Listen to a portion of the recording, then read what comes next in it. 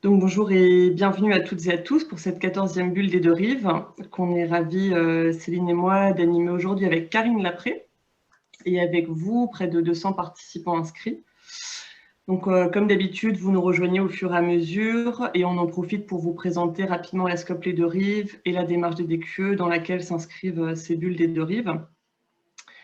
En deux mots, la SCOP Les Deux Rives, on est une société multirégionale coopérative qui est implantée à Lyon et à Strasbourg, et également à Dijon, Caen et Paris. Et notre mission, c'est d'animer, de défricher et de mettre en lien les professionnels sur les sujets de l'écologie dans le bâti et l'aménagement, au travers de nos 4 métiers que sont la formation, les voyages d'études, l'animation de réseau et l'assistance à maîtrise d'ouvrage. Et on accompagne également les décideurs, les collectivités et les élus dans la mise en place de démarches engagées et engageantes sur ces sujets de l'écologie dans le bâtiment. Notre parti pris, c'est de détourner, questionner et expérimenter ce que sont les nouvelles formes d'habiter, de vivre ensemble et les modèles économiques associés, avec notre mantra « Faire ensemble et autrement ». C'est autour de l'activité fondatrice de notre SCOP, la formation certifiante et labellisée DDQE, développement durable et qualité environnementale, sur l'écologie dans le bâtiment et l'aménagement, que nous avons lancé ces bulles des deux rives au printemps. Donc on en est déjà à la 14e aujourd'hui. Avec ces rencontres DDQE sous forme de webinaires, on souhaitait permettre au plus grand nombre d'accéder aux thématiques qui jalonnent ces formations certifiantes et labellisées, et d'échanger avec les experts et expertes qui les animent et qui nous font le plaisir de contribuer à cette initiative. On vous rappelle que la programmation complète et les replays des précédentes bulles sont accessibles librement sur notre blog Faire ensemble et autrement. On vous enverra le lien sur le chat. Et aujourd'hui, c'est Karine Lapré, qui est co-gérante de la SCOP Tribu, qui va animer cette bulle sur le sujet la ventilation naturelle en question, approche hygiénique, confort d'été, frugalité, enjeux et approches pour viser le confort d'usage. Pourquoi ce sujet? Donc, c'est forte d'un des enseignements de notre bulle numéro 6 avec Claire-Sophie Quedvez de Medieco sur la qualité de l'air intérieur que nous vous proposons cette nouvelle bulle. La piste maîtresse pour s'assurer d'une bonne qualité de l'air intérieur et la ventilation. Claire-Sophie nous rappelait d'ailleurs que selon une étude de l'ANSES, la mauvaise qualité de l'air intérieur était responsable de 20 000 décès par an, et cela indépendamment de toute pandémie. En outre, les bulles numéro 1, numéro 5 et numéro 8, animées respectivement par Christian Charignan sur la reconversion écologique de nos sociétés, par Dominique Gauzin-Muller sur l'utilisation des matériaux ancestraux comme la terre pour inventer l'avenir, et par Yves Perret avec sa balade poétique Avec et sans, nous alertaient sur le besoin impérieux de tendre vers davantage de frugalité. Il nous paraissait important de relier les sujets de la frugalité, soulignés par ces interpellations, à ceux de la santé et de l'usage par le truchement de la ventilation naturelle. Un sujet qui reste ô combien d'actualité, car l'ouverture des fenêtres a été érigée depuis notre bulle sur la qualité de l'air intérieur en mai, en geste barrière. Donc, ouvrir les fenêtres comme geste barrière, c'est un bel exemple d'oxymore qui nous ferait plutôt pencher pour l'appellation des gestes dits protecteurs plutôt que barrières. Mais nous allons voir que le sujet de la ventilation dite naturelle, sujet encore de niche et qui fait pourtant déjà débat, ne se résume pas bien évidemment à une simple aération. Et que son succès tient aussi à un travail concerté avec la maîtrise d'ouvrage et les utilisateurs, avec le suivi des consommations par exemple, et plus globalement sur la vie dans le bâtiment, avec une philosophie de l'ingénierie qui appelle à une adaptation des solutions à l'usage, comme nous le faisait remarquer Karine en préparant cette bulle.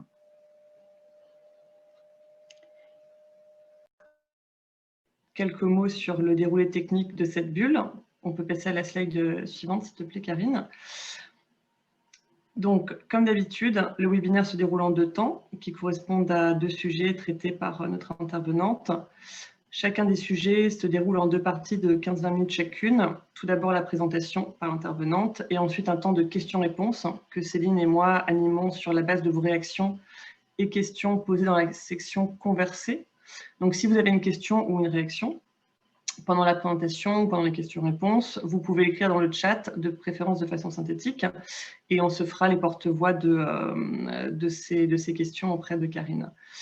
On a configuré la séance, la vidéo coupée et le micro éteint pour permettre une meilleure qualité de présentation et parce que, comme d'habitude, nous sommes nombreux. Et pour info, vous pouvez configurer l'affichage de votre côté pour déplacer la vignette des intervenants. de l'intervenante et les nôtres pour avoir la meilleure visibilité. Voilà, donc on peut passer à la slide suivante. Et avant de passer la parole à notre intervenante, quelques mots pour la présenter.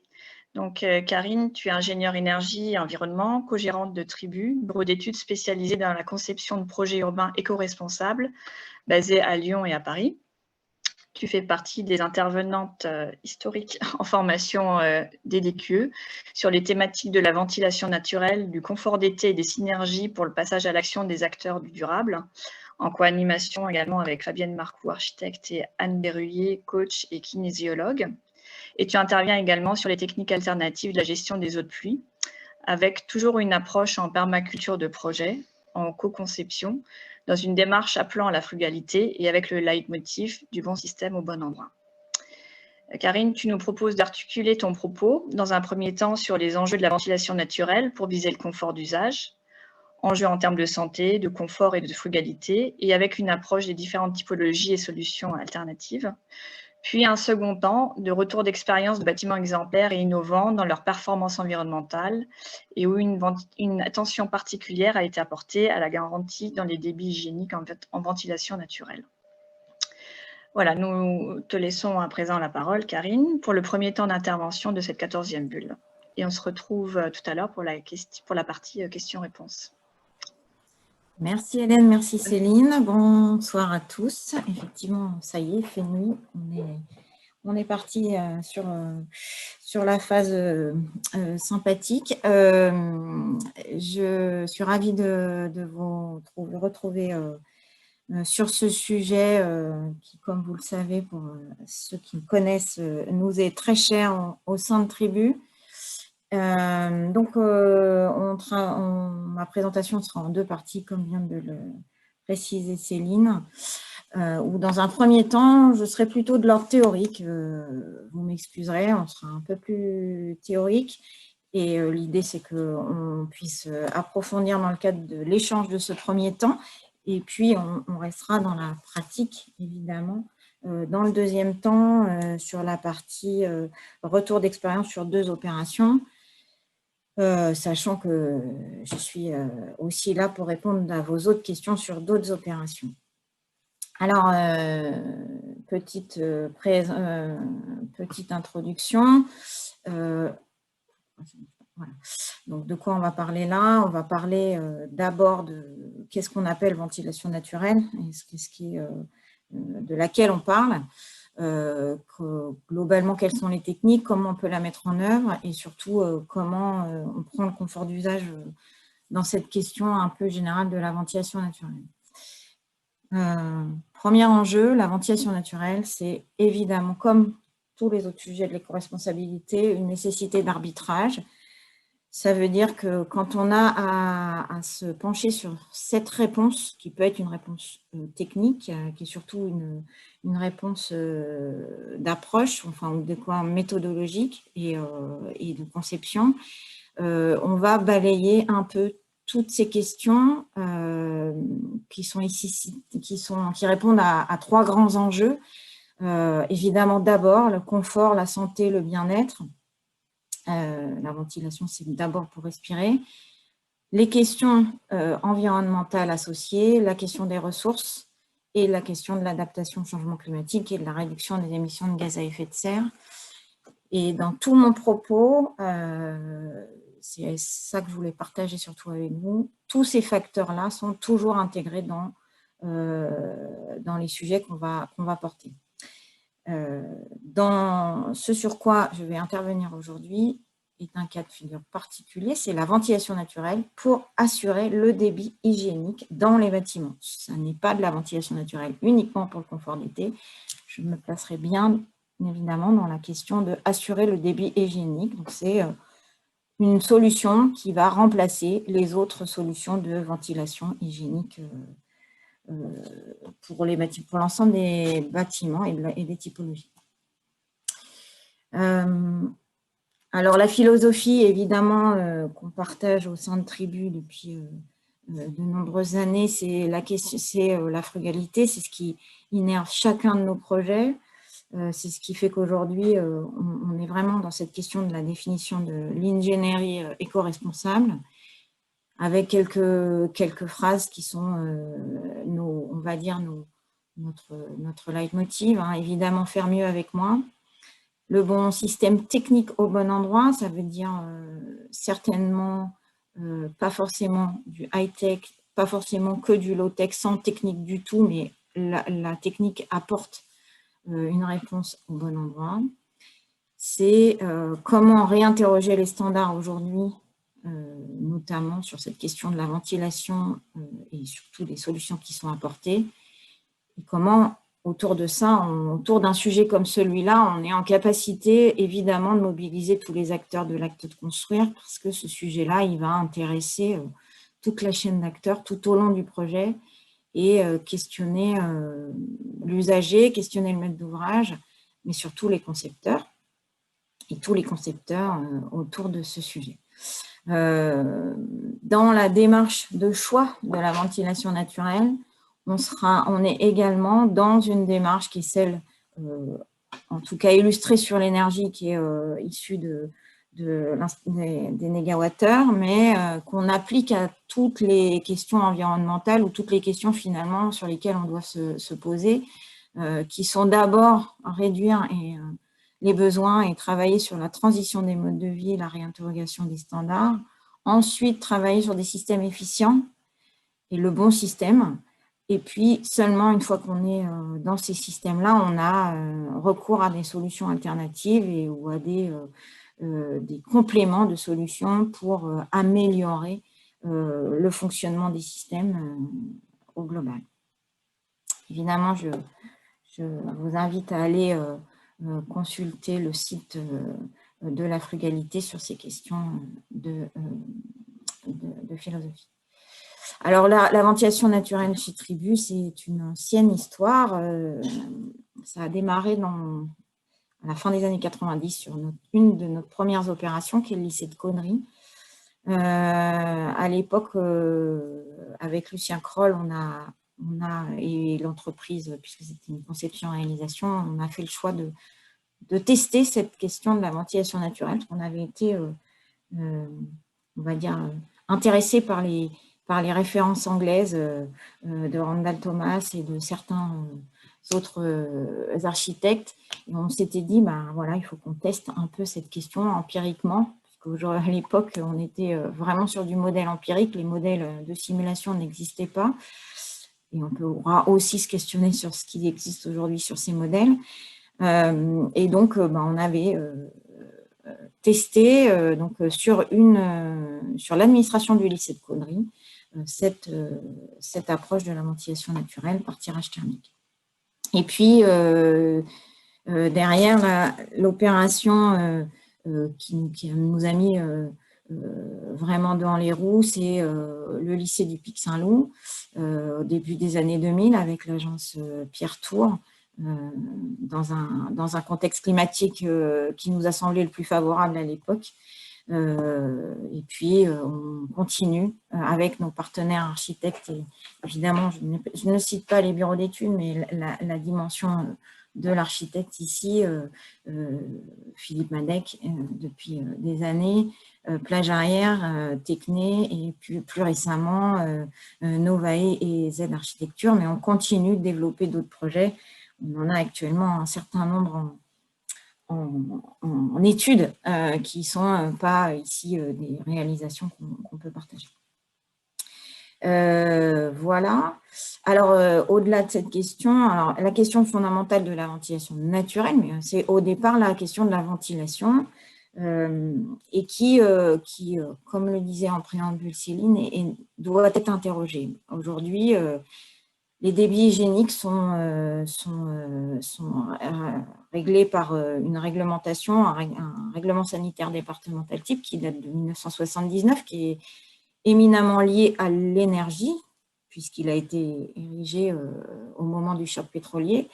Mais si on retourne un petit peu en arrière, parce que c'est quand même toujours pas inintéressant de remonter un peu dans l'histoire sur cette question de la ventilation, et quand on remonte dans des textes même très anciens, on retrouve cette nécessité de l'air dans notre qualité d'habiter, et on définit même dans certains ouvrages des bâtiments dits insalubres quand ils ont une ventilation inférieure à 1 volumeur. Aujourd'hui, c'est un sujet qui pourrait nous faire réfléchir. Une fois qu'on a dit ça, on peut passer maintenant aux débits qui sont pratiqués. Alors, ventiler, pourquoi si vous avez l'occasion de regarder à nouveau la bulle de Claire-Sophie Quedvez, vous pourrez revoir un peu les fondamentaux. C'est intéressant quand même de se re-questionner. C'est avant tout pour respirer. Et quand on dit respirer, c'est à la fois évacuer les polluants liés à l'occupation des bâtiments, ce qui est aujourd'hui réglementé, mais aussi au bâti, à tous les matériaux qu'on met en œuvre et à ceux qu'on utilise pour entretenir, notamment dans les bâtiments, et qu'on doit évacuer pour éviter la pollution de l'air. Ventiler, c'est aussi pour rafraîchir. J'ai dit que je m'attarderai pas. Aujourd'hui, ce qui questionne, c'est les débits qu'on a dans nos réglementations et ceux qu'on met en œuvre via des techniques qui sont utilisées dans les logements notamment, où on a des débits qui vont de 0,2 à 0,5 volumeur, quand la norme européenne préconise 1 volumeur, notamment pour les logements. Et quand sur les bureaux, on est à 25 000 cubeurs, là où la norme européenne, elle, est de 50 à 65 000 cubeurs permanents. On voit bien le gap qui nous reste à parcourir. Là, on ne parle pas des établissements scolaires, on en parlera, mais c'est encore plus un sujet dans les établissements scolaires qui, eux, ont des débits encore inférieurs. Quand on parle de ventilation naturelle, il faut déjà savoir de quoi on parle et finalement dans quel site on se situe. On ne choisira pas cette solution dans n'importe quel site. Donc, ça veut dire que l'analyse environnementale du site est un des points de départ en parallèle du programme, on l'évoquera tout à l'heure, est un des points de départ fondamentaux pour le choix ou pas de mettre en œuvre la ventilation naturelle, parce que, par définition, la ventilation naturelle marche avec des vitesses d'air et des pressions très faibles et n'aime pas les obstacles. Donc, quand on a à traiter l'air, c'est-à-dire quand on a à filtrer l'air, par exemple pour traiter la qualité d'air, on va avoir des questions importantes techniques. Et on n'a aujourd'hui pas de référence sur des systèmes de ventilation naturelle qui mettent en œuvre des filtres dits standards. On pourra justement, ça fait partie des sujets intéressants à creuser. On va surtout parler de la qualité d'air et du bruit, sachant que le bruit est un sujet sur lequel, pour le coup, en ventilation naturelle, on sait traiter, même en ventilation naturelle. La qualité d'air, c'est un peu barbare le schéma que je vous propose là, mais c'est vraiment l'idée de partager avec vous toutes nos questions. Là, vous avez ici finalement une analyse de la qualité d'air heure par heure dans une station sur 2 paramètres, les particules fines et les dioxydes d'azote. Et qu'est-ce qu'on va regarder, à la fois pour toutes les autres questions thermiques, mais surtout pour la qualité d'air? On va regarder qu'est-ce qui se passe entre le jour et la nuit.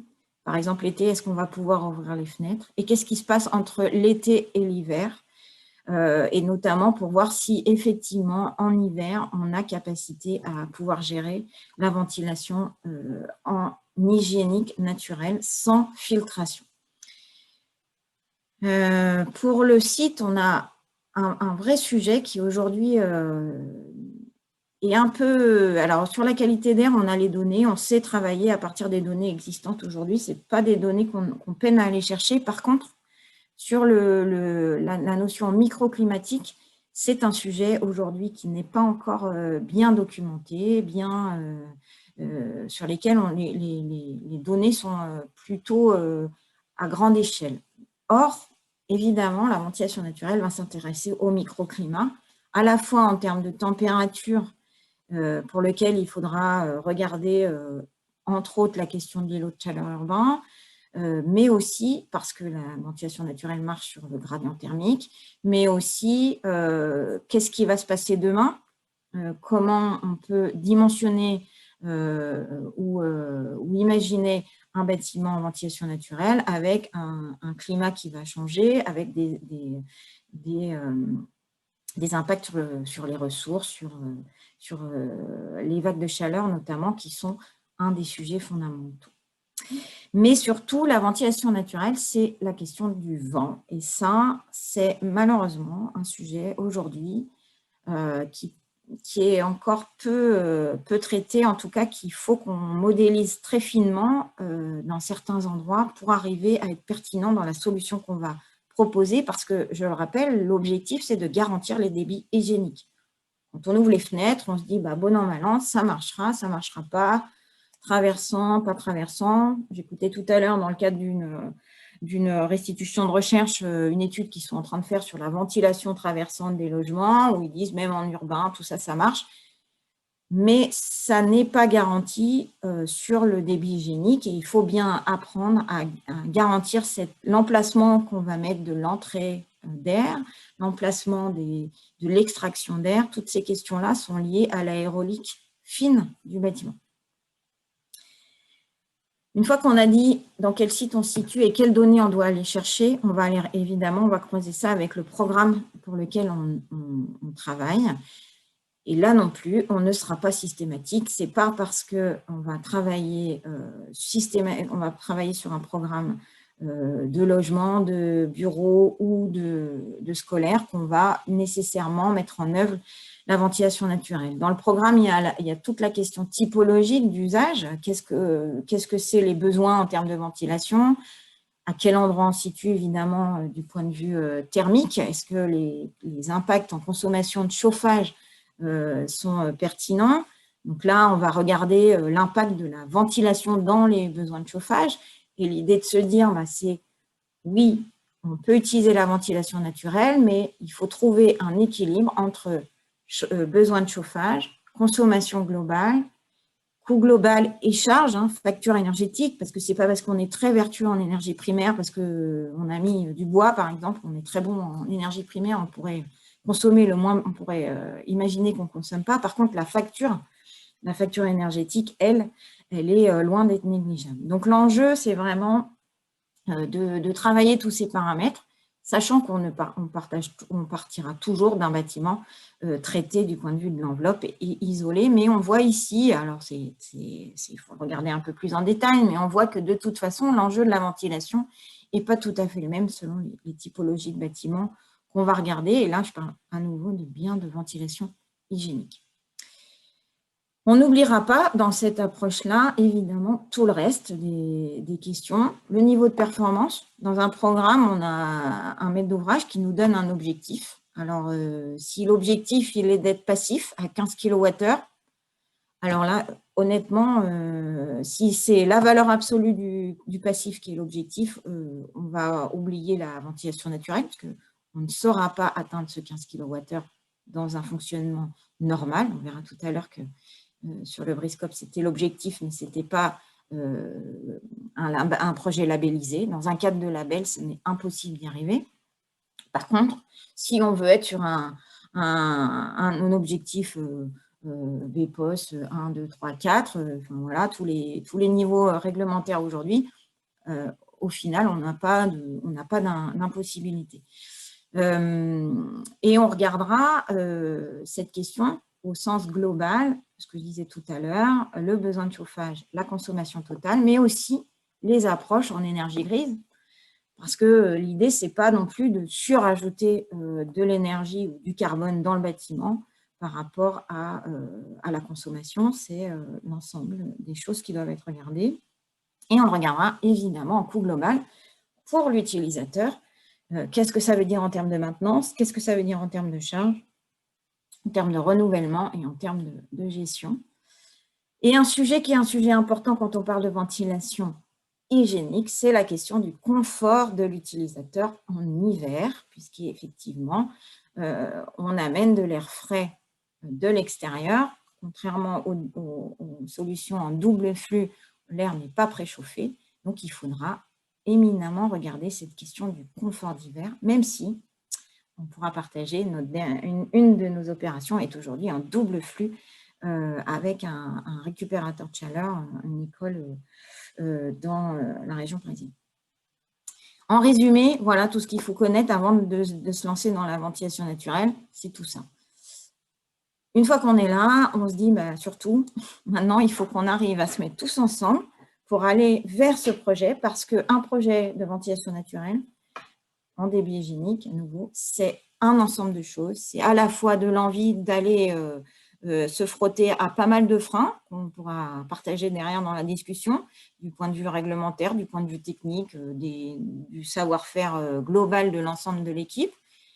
C'est du coup de la persévérance, de la ténacité et du temps qui est nécessaire à toutes ces approches éco-responsables qui nous demandent plus de temps dans l'approche du projet, mais qui sont tellement intéressantes à la fois pour les habitants et les usagers et pour l'environnement.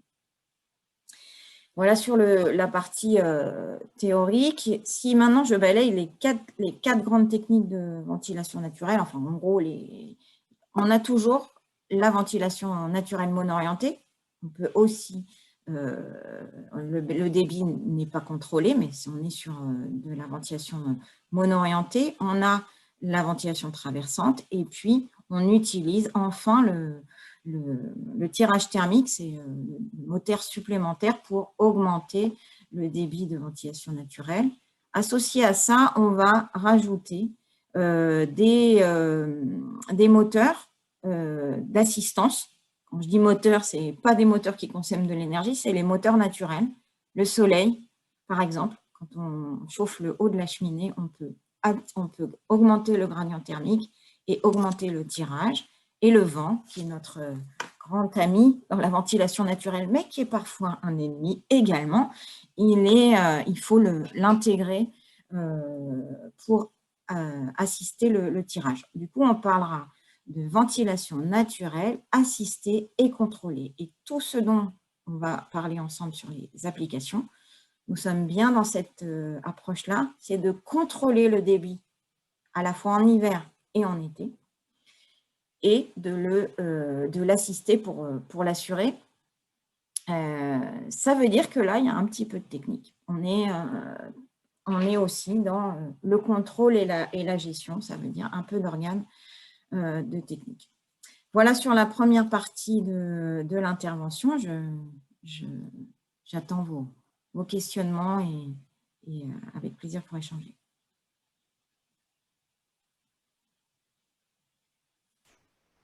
Oui. Alors, merci Karine pour cette première partie très, très riche sur déjà les différentes étapes essentielles pour aborder un projet en ventilation naturelle et puis bien faire le distinguo entre les différentes techniques de ventilation naturelle. Donc, je pense que tout le monde a écouté très religieusement ce que tu as présenté. Donc, on commence à avoir des questions et des remarques qu'on va te partager. Donc, une première, au regard du nombre consistant de données peu fiables, car méconnues ou mouvantes dans le temps, ne devrait-on pas privilégier la ventilation naturelle assistée mécaniquement à la simple ventilation naturelle lors des périodes de faiblesse de vent ou de soleil? Si oui, il conviendra de travailler de manière très fine sur la nature des petits moteurs adaptés, s'ils existent. Alors, je comprends dans la question, j'essaie de voir quelle est la question. Alors, savoir si on ne devrait pas privilégier la ventilation naturelle assistée mécaniquement à la simple ventilation naturelle. Effectivement, donc là, on va parler. Ouais, avec des petits moteurs adaptés, s'ils existent. Alors, c'est celle dont je n'ai pas parlé du tout, qui est celle qu'on appelle la ventilation naturelle hybride, puisque c'est aussi une technique de ventilation naturelle qui aujourd'hui est utilisée notamment dans les logements, qui est le secteur sur lequel c'est le plus compliqué de développer les systèmes de ventilation naturelle. On a été beaucoup travaillé ces questions-là. Vous avez ici l'opération de Philippe Madec à Saint-Nazaire, qui a été 3 ans de développement pour l'agence Madec, 3 ans pour nous, pour définir un ATEX, et 3 ans de suivi avec le CSTB et les CT pour valider que ça marche, qui est vrai, hein, ça marche. C'est beaucoup d'efforts, beaucoup de travail sur le logement, c'est une vraie complexité. Et là, aujourd'hui en logement, la solution assez, pour le coup, évidente, qui pour le coup pose moins de questions, c'est la ventilation naturelle hybride. pour tous les autres sujets, quand c'est possible de faire de la ventilation naturelle, on doit pouvoir la faire en naturel tout court, sans assistance mécanique. Il faut pouvoir, évidemment, c'est bien ce que je disais en introduction, on ne va pas en faire quand on n'a pas de vent et quand on n'a pas de soleil. Mais on va dire qu'il y a très peu d'endroits où ça existe. Une autre question sur, en général, quel est l'objectif de mettre en place une ventilation naturelle? Est-ce que c'est plutôt sur les gains sur les consommations électriques des centrales de traitement de l'air? Est-ce que c'est pour simplifier la maintenance, diminuer les coûts, autres, donc les motivations de la part, au niveau de la commande, de mettre en place cette ventilation naturelle? Alors, au niveau de la commande, si je suis honnête, aujourd'hui, de mémoire, j'ai pas vu il n'y a pas beaucoup de programmes qui imposent ce système. Même, il y a quelques programmes maintenant qui la suggèrent, donc, notamment pour le confort d'été. En hygiénique, on est encore dans ce que tu disais tout à l'heure, Céline, c'est-à-dire encore une niche. En tout cas, il y a encore pas mal à partager, on le sent bien, pour convaincre en tout cas et pour dialoguer avec les maîtres d'ouvrage. Mais finalement, je pourrais dire que c'est tout ça à la fois. Si on choisit la ventilation naturelle, c'est parce qu'on a moins de consommation au final, à la fois en énergie finale et en énergie primaire, et que ça simplifie la maintenance et que les techniques de maintenance sont moins coûteuses. Donc, on diminue le coût global de l'installation et ça diminue le coût aussi. Alors, sur la question du coût, j'en ai pas du tout parlé, effectivement, du point de vue économique.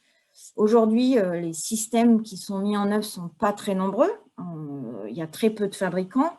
Enfin, les technologies commencent à développer, c'est bien mieux qu'il y a 20 ans. Mais on est encore dans une technique qui peut coûter cher selon les technologies ou les systèmes qu'on utilise, qui peut coûter cher, hein, qui coûte moins cher globalement qu'un système de double flux, mais qui coûtera plus cher qu'un système de ventilation simple flux. D'accord. Alors, juste une petite précision par rapport à ce que tu avais évoqué. Donc, il y a des personnes qui n'ont pas bien saisi pourquoi il était difficile de développer la ventilation naturelle dans les opérations en labellisation passive, vu que normalement, la ventilation naturelle est censée consommer moins. Alors, justement, c'est la subtilité, c'est pas le non passif. Pour moi, pour nous, toute notre conception est bien dans l'objectif d'être passif. Là, je parle uniquement de l'application du label Passive House aujourd'hui, qui aujourd'hui nous impose le recours au double flux pour atteindre le 15 kWh de besoin de chauffage. Et par ailleurs, la ventilation naturelle a des avantages en consommation puisqu'elle va réduire les consommations dites électriques des ventilateurs, mais va augmenter nécessairement. On n'a pas de récupération d'énergie pour la plupart des opérations. Et donc, on va augmenter les besoins de chauffage qui vont, pour un grand nombre d'opérations, être au-dessus de 15 kWh. Là, à nouveau, on se donne un seuil, nous aussi, pour déterminer à quel moment c'est pertinent ou pas pertinent. Il n'est pas question d'aller jusqu'à 50 kWh. Voilà, il n'est pas question de faire une passoire non plus.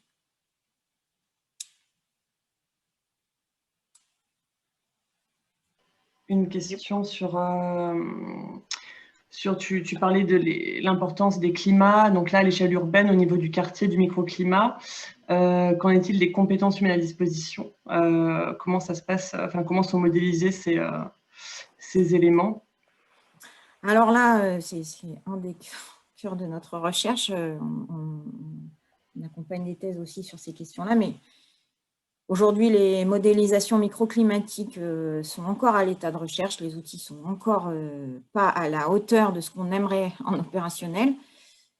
Mais c'est pas non plus, c'est là où pour moi la question de la modélisation est une question. Quand je vous racontais l'histoire de Caudry ou même le Pic Saint-Loup, hein, on n'avait pas de modèle à notre disposition.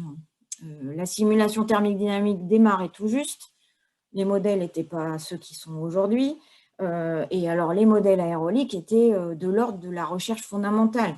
Donc ça ne nous a pas empêché de travailler sur tous les modèles qui existent aujourd'hui de mécanique des fluides, qui sont connus et bien connus, et qui ne nous empêchent pas de travailler aussi sur des modèles plus empiriques et du retour d'expérience, parce que c'est aussi ça la ventilation naturelle. Il faut, et comme plein d'autres techniques, y compris les techniques alternatives dont on parlait au tout début, la terre ou tous ces matériaux qui existent de façon ancestrale, la ventilation naturelle a existé depuis très longtemps. On a des retours d'expérience évidemment bien anciens. Il faut s'appuyer là-dessus.